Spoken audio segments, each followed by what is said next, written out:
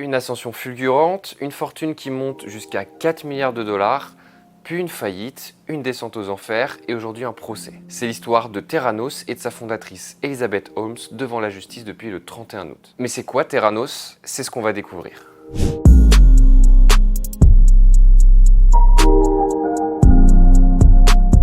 Theranos, c'est donc une start-up lancée en 2003 par Elizabeth Holmes, qui a alors 19 ans. Elle ambitionne de révolutionner les analyses sanguines avec des tests plus complets, plus rapides et moins chers grâce à des technologies novatrices. Par exemple, un test pour mesurer le taux de cholestérol coûte 3 $ chez eux, alors qu'il en coûterait 50 dans un laboratoire traditionnel. Au début des années 2010, la start-up commence à faire parler d'elle. Elle lève plus de 700 millions de dollars selon le gendarme boursier américain, et en 2014, elle est valorisée à 9 milliards de dollars. À ce moment-là, une bulle médiatique se crée autour de Theranos. Elizabeth Holmes, elle, est considérée comme la nouvelle Steve Jobs. Forbes estime d'ailleurs sa fortune à l'époque à 4,5 milliards de dollars.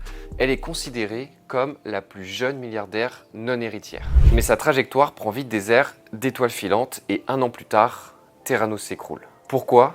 Parce qu'une enquête du Wall Street Journal révèle que la plupart des tests pratiqués, que ce soit pour un cancer, un diabète ou du cholestérol, sont faux ou erronés. Sur 200 tests disponibles, Theranos n'en réalisait que 12 et utilisait le matériel d'autres laboratoires pour les 188 restants. Les révélations se poursuivent et les mensonges sont légion. Theranos a réalisé de faux rapports attribués à des laboratoires pharmaceutiques et de fausses performances financières pour séduire de potentiels investisseurs. La start-up expliquait aussi pouvoir se passer de l'autorisation de l'autorité de santé américaine, ce qui était également un mensonge. Depuis, Theranos a fait faillite et Elizabeth Holmes aussi. Ses laboratoires pharmaceutiques ont été fermés en 2016 et 340 personnes ont été licenciées. Son procès s'est ouvert le 31 août après avoir été reporté à plusieurs reprises. Plusieurs personnalités sont attendues, comme l'ancien ministre américain de la Défense James Mattis, qui était au conseil d'administration de la start-up, ou le magnat des médias Rupert Murdoch, qui investissait dedans. Des clients, victimes d'analyses défectueuses, pourront témoigner pour raconter comment ils ont vécu de mauvais diagnostics de cancer, de sida ou encore de grossesse. Elizabeth Holmes risque jusqu'à 20 ans de prison.